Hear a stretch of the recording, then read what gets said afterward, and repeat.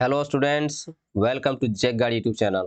इस वीडियो में मैं आप लोगों को हिंदी के उन सभी क्वेश्चनों को बताऊंगा जो कि आपके एग्जाम में हमेशा से पूछे जाते हैं। इसीलिए इस वीडियो को ध्यानपूर्वक से देखिए और समझिए कि आपके एग्जाम में कौन कौन से क्वेश्चन जो हैं वह अक्सर पूछे जाते हैं। मैं इस वीडियो में आप लोगों के लिए कुछ पैसेज और एक दो लेटर में आप लोग के लिए लेके आया हूँ, ताकि आप उन लेटरों को भी भरने के लिए सीख जाएंगे जो फिल इन द ब्लैंक्स के होते हैं। दूसरी बात है, मैं कुछ ग्रामर के भी क्वेश्चन लेके आया हूँ और आपके लिए एक पैसेज भी लेकर के आया हूँ, ताकि मैं आप लोगों को पैसेज को अच्छी तरीके से समझा दूंगा, जो कि फिर आप लोग पैसेज को बनाने में कोई भी गलती नहीं करेंगे। यानी एग्जैक्टली मैं आप लोग को मॉडल सेट पेपर के जैसा से लेकर के आया हूँ, ताकि आप उसे अच्छी तरीके से समझेंगे और अपने एग्जाम में अच्छी तरीके से लिख करके अच्छा स्कोर कर पाएंगे। ठीक है, तो सबसे पहले मैं आप लोगों को सिखाऊंगा पैसेज बनाने के लिए, उसके बाद सभी इंपॉर्टेंट क्वेश्चन आंसर को मैं बताऊंगा। ओके, तो ध्यान से पैसेज को बनाने के लिए भी सीखिएगा। सबसे पहला क्वेश्चन आप लोग को दिया हुआ है, यानी पहला पैसेज जो है, देश प्रेम है क्या। यानी आपसे एक सवाल किया जा रहा है कि देश प्रेम है क्या। प्रेम ही तो है, यानी देश प्रेम क्या है, सिर्फ प्यार ही तो है। इस प्रेम का आलंबन क्या है, यानी इस प्रेम के प्रति जो हम लोग क्या काम करते हैं, आलंबन क्या है ना। सारा देश अर्थात मनुष्य, यानी सारा देश कहने का मतलब है कि सभी मनुष्य जो एक देश में रहते हैं, पशु पंछी यानी जो भी जानवर रहते हैं, जो भी मंशिया रहती है, नदी नाले वन पर्वत सहित सारी भूमि को ही तो हम लोग आलंबन करते हैं, यानी प्रेम करते हैं। या प्रेम किस प्रकार का है, ये जो हम लोग प्रेम करते हैं तो किस प्रकार का, इसका जवाब या सहचारिता प्रेम है, यानी इसका जवाब है कि सहचारिता प्रेम है। सहचारिता का कहने का मतलब है कि हम लोग सब एक दूसरे के साथ मिलजुल करके रहते हैं, यानी नदी है, नाले हैं, पर्वत है, तो देखिएगा हम लोग अक्सर उन सब चीजों को विजिट करते रहते हैं, देखते रहते हैं, यानी हमें उन सब से जुड़ाव हो जाती है। इसीलिए हमें उन सब चीजों से प्रेम हो जाता है, उसी को बोलते हैं सहचारिता प्रेम। जिनके बीच हम रहते हैं, जैसे देखिए यहाँ पर लिखा भी है, जिन्हें बराबर आंखों से देखते हैं, जिनकी बातें बराबर सुनते रहते हैं, यानी कुछ हम लोग के कहानियां होती हैं, या अगल बगल के खेत बाड़ी वगैरह जो जो भी बोलते हैं, सबकी ये कहानियां होती हैं। उन चीजों से हम लोग को क्या हो जाती है, प्रेम हो जाती है। अपनी जमीन से सबको प्रेम होता है ना, वही है देश प्रेम। जिनका हमारा हर घड़ी का साथ रहता है, यानी हमारी जो जमीनें होती है उनका हर घड़ी हमारा एक साथ होता है। मान के चलिए हमारा जो खेत होता है, उस खेत से हम लोग को इतना लगाव होता है कि कोई अगर दूसरा व्यक्ति आ जाए तो हमें उससे भगाने लगते हैं, उससे लड़ाई वगैरह करने लगते हैं। तो यही तो है हम लोग का अपना प्रेम है अपनी सारी जमीन वगैरह से। सारांश यह है कि जिनके सानिध्य का हमें अभ्यास पड़ जाता है, उनके प्रति लोभ या राग हो सकता है, यानी जिसके प्रति हम लोग प्रेम से जुड़ जाते हैं उसे लोभ या तो फिर हमें राग रह जाता है। देश प्रेम यदि वास्तव में अंतःकरण का कोई भाव है तो यही हो सकता है, यदि यह नहीं तो वह कोरी बकवास या किसी और भाव के संकेत के लिए गढ़ा हुआ शब्द हो। यानी जो चीजें मैंने आपको समझाया अगर वो नहीं है तो फिर दूसरी चीजें हैं जो कि सिर्फ एक शब्दों में बयां कर दिया हुआ, जो कि वो सही नहीं है, सिर्फ बकवास की चीजें है। ठीक है, मैंने आपको ये चीज समझा दिया। अब आपको क्वेश्चन पूछ रहा है, क्वेश्चन नंबर 1, कि देश प्रेम क्या है। तो अभी अभी हम लोगों ने इसे समझा कि देश प्रेम क्या है। तो देश प्रेम क्या है, तो प्रेम ही तो है। तो इसका ऑप्शन नंबर आपका जो है वह जो है सी सही हो जाएगा, यानी देश प्रेम क्या है, एक प्रेम ही तो है। क्वेश्चन नंबर 2 आपका दिया हुआ है, इस प्रेम का आलंबन क्या है।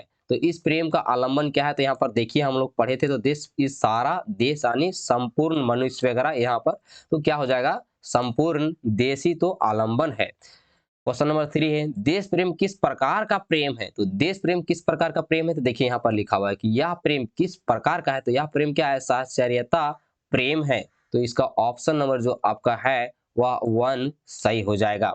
क्वेश्चन नंबर 4, जिनके सानिध्य का हमें क्या पड़ जाता है। जिसके सानिध्य का हमें क्या पड़ जाता है, तो इसका ऑप्शन नंबर 2 सही हो जाएगा, अभ्यास हो जाता है। यानी देखिए इधर लिखा होगा सानिध्य से हमें क्या पड़ जाता है, तो अभ्यास पड़ जाता है। ओके, आप लोग समझ गए होंगे। लेटर ये जो पैसेज है वो बहुत आसान भी है, आप इसे अच्छी तरीके से समझ भी सकते हैं। मैंने आप लोग को समझा दिया।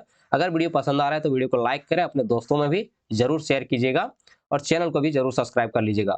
ओके, और आप लोग डिस्क्रिप्शन बॉक्स को जरूर चेक कीजिएगा, मैं आप लोगों के लिए बहुत अच्छी अच्छी चीजें अवेलेबल करवा के रखा हूं, तो वहां से देख करके अपने नॉलेज को भी बढ़ा सकते हैं। क्वेश्चन नंबर 5 आपका दिया हुआ है कि राग का विलोम होगा। तो राग का जो विलोम होगा वह होता है विराग। ऑप्शन नंबर जो क्वेश्चन नंबर 5 का ऑप्शन नंबर 1 आपका सही हो जाएगा।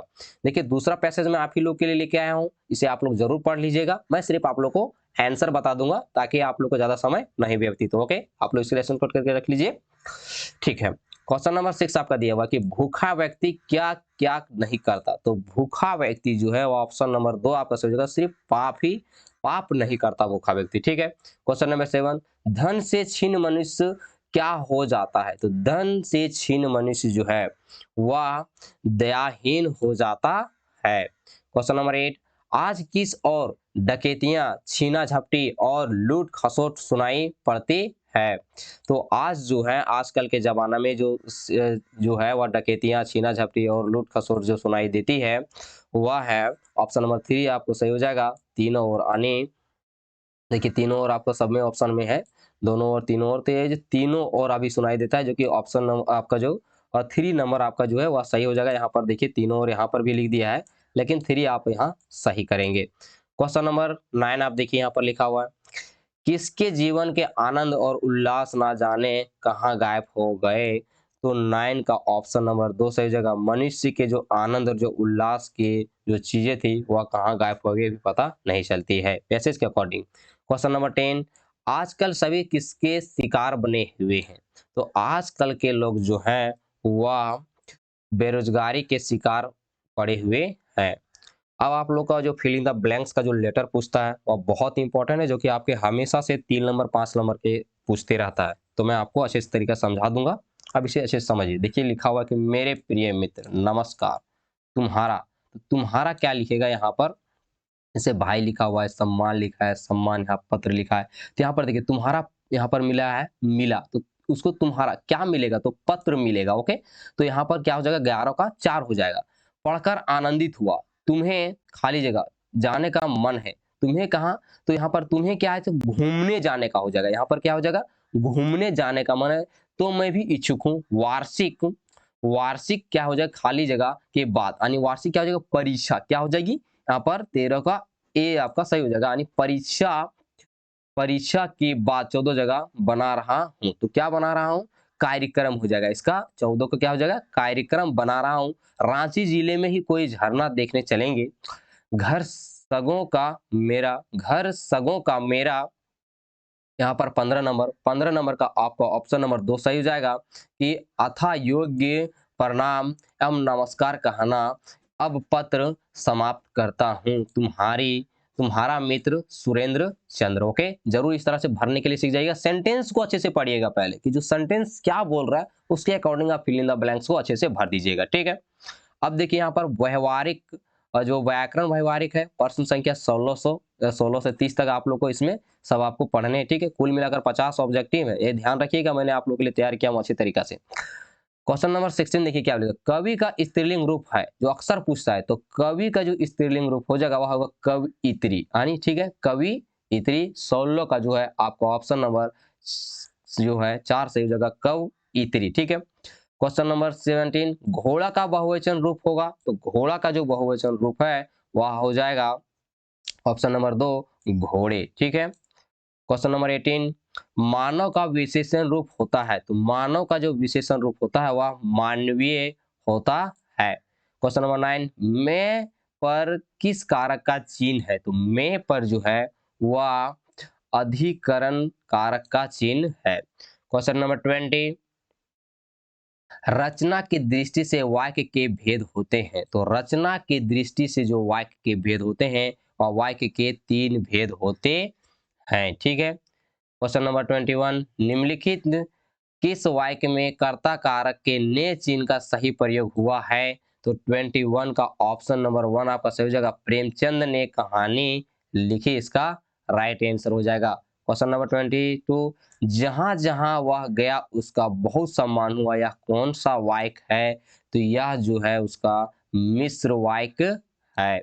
क्वेश्चन नंबर 23, संजीव का सही विलोम होगा। तो संजीव का जो सही विलोम होगा वह ऑप्शन नंबर 1 निर्जीव होगा, ठीक है, यानी सजीव का जो विलोम होगा वह निर्जीव होगा, ठीक है। क्वेश्चन नंबर 24, इनमें से आंख का पर्यायवाची कौन नहीं है। तो इनमें से जो आंख का जो पर्यायवाची नहीं है वह ऑप्शन नंबर 3 आपका सही हो जाएगा, नासिक इसका पर्यायवाची नहीं है, यानी नेत्र, चक्षु और नयन इसके पर्यायवाची शब्द हैं। क्वेश्चन नंबर 25, हर्ष का सही विलोम होगा। तो हर्ष मतलब होता है खुशी।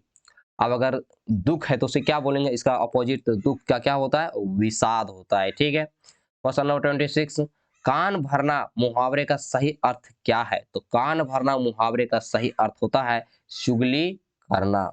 क्वेश्चन नंबर 27, आदि आदि का सही अर्थ भेद कौन सा है? तो आदि आदि का सही अर्थ भेद होता है 27 का ऑप्शन नंबर 2 सही जगह, आरंभ अभ्यस्त। क्वेश्चन नंबर 28, जले पर खाली जगह छिड़कना मुहावरे में सही अर्थ, सही शब्द से रिक्त स्थान को भरें।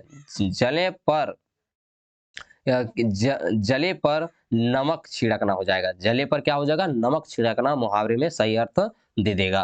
क्वेश्चन नंबर 29, गिरगिट की तरह क्या होता है? तो रंग बदलना मुहावरे में सही शब्द के रिक्त स्थान को भरने बोला, यानी गिरगिट की तरह रंग बदलना होता है। ठीक है। क्वेश्चन नंबर 30, नाने याद आना मुहावरे का सही अर्थ है। तो नाने याद आना मुहावरे का सही अर्थ है संकट में पड़ना। ओके। अब यहाँ से आप लोगों को देखिए पाठ्य पुस्तक है, पृष्ठ संख्या जो 31 से 50 तक मैं आप लोग को बताऊंगा, तो ध्यान पूर्वक से सुनिए कि आप लोग को जो पढ़ते हैं, आप लोग के जो टीचर समझाते हैं, जो किताब होती है, उनसे कौन कौन से सवाल को अक्सर पूछता है। ठीक है। देखिए अब यहाँ से सबसे पहला अगर आप बोले 31 नंबर का, जो कि इस टाइप हो गया है, तो ध्यान रखेंगे। लिखा है दो बैलों की कथा किस प्रकार का पाठ है? तो दो बैलों की जो कथा का एक जो किस तरह का पाठ है, तो वह कहानी है। ठीक है। क्वेश्चन नंबर 32, राहुल संकृत्यान ने लहासा की ओर पाठ में तिब्बत की यात्रा किस वेश में की थी? तो जो तिब्बत की यात्रा उन्होंने की थी वह भिखमंगे के छद्म वेश में किए हुए थे। ऑप्शन नंबर 1 आपका सही हो जाएगा। क्वेश्चन नंबर 33, उपभोक्ता की संस्कृति पाठ में किन सामग्रियों से बाजार भरा पड़ा है? तो उपभोक्तावाद की संस्कृतियों में जो बाजार भरा पड़ा है वह विलासिता से भरी पड़ी है। क्वेश्चन नंबर 34, सांवले सपनों की याद पाठ में किनका वर्णन हुआ है? तो सांवले सपनों की याद में जो है और 34 का ऑप्शन नंबर 1 से हो जाएगा, सालिम अली जी का वर्णन हुआ है। क्वेश्चन नंबर 35, नाना साहेब की पुत्री देवी मैना को क्या कर दिया गया? तो नाना साहेब की पुत्री देवी मैना को जो है वह भस्म कर दिया गया, यानी उन्हें जला दिया गया। क्वेश्चन नंबर 36, प्रेमचंद के फटे जूते पाठ के लेखक हैं। तो प्रेमचंद के फटे जूते के पाठ के जो लेखक हैं वह हैं हरिशंकर परसाई। क्वेश्चन नंबर 37, महादेवी वर्मा जब क्राइस्टवेट गर्ल्स कॉलेज पढ़ने गई तब वहां छात्रावास में उनकी पहली सहेली के रूप में कौन मिली? तो वहां पर उनकी जो पहली सहेली के रूप में मिलती हैं वह ऑप्शन नंबर 2 सही जगह, सुभद्रा कुमारी जी उनकी पहली सहेली के रूप में मिलती हैं। क्वेश्चन नंबर 38, मुख हृदय का प्राणपन आत्मनिवेदन यह पंक्ति किस पाठ की है? तो यह पंक्ति जो है वह 38 का ऑप्शन नंबर 3 सही जगह, एक कुत्ता और एक मैना का यह स्टोरी है। ठीक है। क्वेश्चन नंबर 39, कबीर किस ब्रह्मा के उपासक थे? तो कबीर जो हैं वह निर्गुण ब्रह्मा के उपासक थे। क्वेश्चन नंबर 40, ललधद की काव्य शैली को क्या कहा गया है? तो ललधद की जो काव्य शैली को कहा गया है 40 का ऑप्शन नंबर 4 आपका सही जगह, वाक को कहा गया है।